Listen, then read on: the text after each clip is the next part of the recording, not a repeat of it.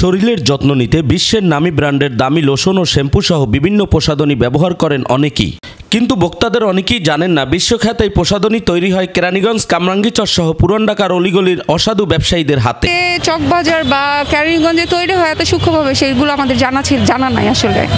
আসলে আমাদের প্রোডাক্ট সম্পর্কে এতটুকুই জানি, যেগুলো অরিজিনাল হয় সেগুলোই আমাদের দেওয়া হয়, আর যেগুলো ফেক হয় সেগুলো বলে দেওয়া হয় যে হ্যাঁ এগুলো, কারণ সবার তো আর সামর্থ্যের মধ্যে থাকে না। এটার জন্য হয়তো বা এরকম কপি প্রোডাক্ট বিক্রি করা হয় অসাধু ব্যবসায়ীদের জন্য। কিন্তু আমরা আমাদের ব্যবসা, আমাদের মনে হয় না যে এরকম কিছু আছে, বা থাকলেও আমরা হয়তো জানা নাই আমাদের।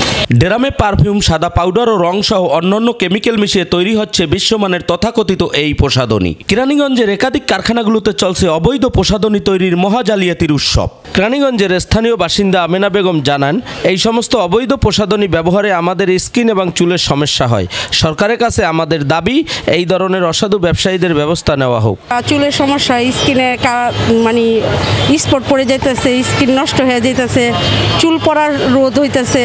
এটি আমাদের সরকারের কাছে দাবি যে আমাদের সরকারে যাতে দ্রুত এটা বন্ধ করে দেয়।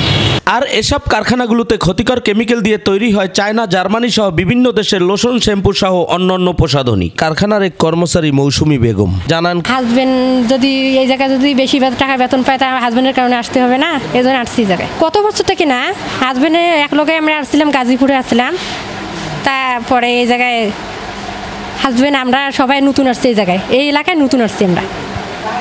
আমরা বেশিটা লোকজন চিনি না, আর এই জায়গায় আসছি আমরা অফিসে আসছি দুইজন হয়ে কাজ করতে। তারপরে কেউ আমরা চিনি না, বেশিটা লোকজন শুনছি কি জানি বানায়, আমি তো চিনি না, এলে কিছু চিনি না। এই জায়গায় আমি যেহেতু 2 দিন থেকে হয়ে আসছি, এই জায়গায় তো চিনবো কীভাবে? এমনিতে ক্যাপ লাগাইছি, এই যে স্টিকার লাগাইছি, যা কাজ করতে বলছে তাই কাজ করছি। অবৈধ প্রসাধনী তৈরি তথ্যসূত্রে কেরানীগঞ্জের রোহিতপুরে একটি কারখানাতে এটিএন নিউজের টিম প্রবেশ করার সাথে সাথে মালিকপক্ষ সুকৌশলে পালিয়ে যান এবং রাতারাতি কারখানার মেশিনপত্র সহ মালামাল সরিয়ে ফেলেন। Shahin Gazi, ATN news, Keraniganj.